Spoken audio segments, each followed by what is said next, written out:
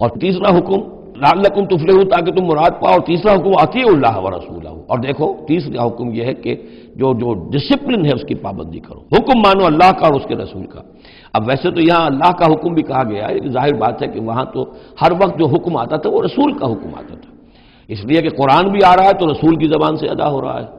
اور رسول اپنی جانب سے اپنی اجتہاد کے تحت، اپنی رائے کے تحت، اپنی تدبیر کے تحت کوئی رائے دے رہے ہیں تو بھی حضور کی زبان مبارک سے ادا ہو رہا ہے۔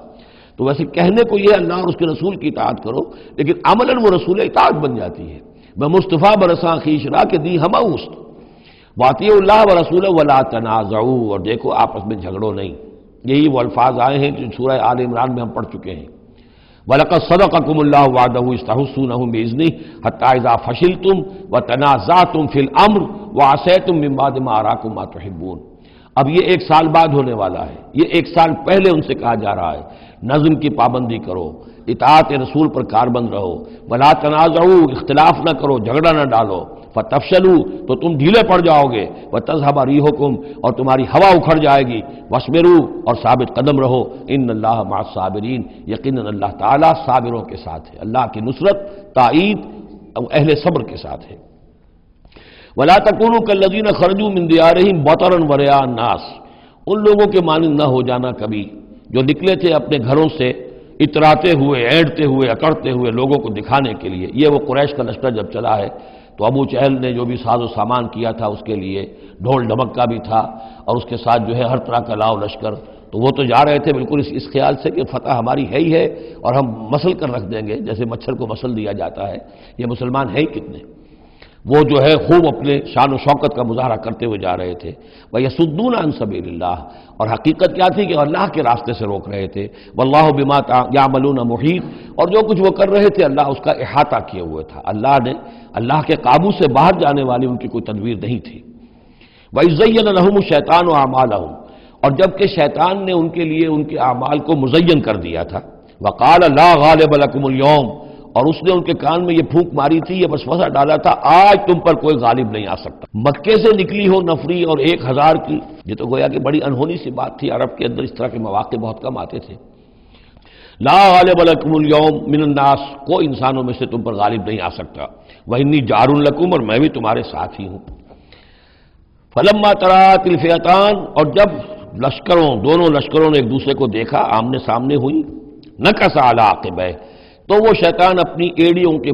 بل پیچھے مڑ گیا، بھاگا، وقال، اور اس نے کہا انی بریء منکم، میں تم سے لا تعلق ہوں، میرا تم سے کوئی تعلق نہیں، انی ارا ما لا ترون، میں وہ کچھ دیکھ رہا ہوں جو تم نہیں دیکھ رہے۔ فرشتوں کو دیکھنا جو ہے، چونکہ یہ بھی ناری مخلوق ہے، نور اور نار میں بڑا قرب ہے، نوری مخلوق ہے ملائکہ